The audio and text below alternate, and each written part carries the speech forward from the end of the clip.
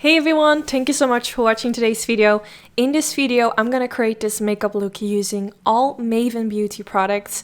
I wanted to create a really kind of smoky but soft wing liner look, which is actually such a beautiful eye look, I think, and it will look gorgeous on any eye color because we're using mainly neutral shades. So I'm gonna start with this basic bead eyeshadow palette. I'm gonna put all the products in the description bar, of course, but I'm gonna start with this light brownish shade and I'm gonna blend this in my inner corner and in my outer corner. I'm just gonna blend this all the way in my crease area.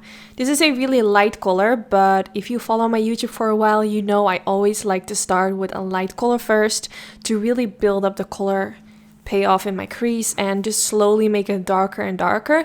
And this way your transition is gonna look really good because it's going from light to dark. And when it comes to blending, that's just gonna give a really beautiful effect. Last week I received a message from someone asking me, why did you start with a brown color and then you went in with black? Why did you not go in with black like immediately? Well, that's the reason. You always want to go in with a lighter shade first. Unless, of course, you don't want those transitions. But going in with more shades is going to give you that transition. So try it out if you have never tried it before. It's going to give you a really beautiful soft effect. So I use that same shade and blend it on top of the eyelid as well, just sweeping my brush back and forth. You don't have to be really precise with this. You just want to make sure that your crease is covered with this brown shade and your eyelid as well. For the next shade, I'm going in with this color, and this is more of like a warmer brown shade. The palette I'm using right now is the Maven Beauty Basic Bead Bold Blend, and the previous one I used is the Soft Blend. So this shade is a little bit darker than the one that I just blended in my crease and applied on my eyelid. So I just took a tiny blending brush and I'm kind of going to sweep this right above the lash line. Not from the inner corner like above the lash line, but kind of like halfway starting where my eyelid is, as you can see me doing right now. I'm blending this towards the eyeshadow guard that I have underneath my eye. Then I'm going in with the Basic Bead Divine palette, and I'm going to start with that even darker brown color, blending this a little bit lower as where I just blended the previous shade. So what this is going to do, it's going to make sure that the shade that I blended before this one, you will still see a little bit of that peeking right above this brown shade. And that's what's gonna give you that transition. So now I'm going in with the same Basic Bead Divine palette. And now I'm taking the black shade. And once again, blending this a little bit lower than the previous two colors that I applied. So it goes from black to dark to light. And this way it kind of fades into the eyelid.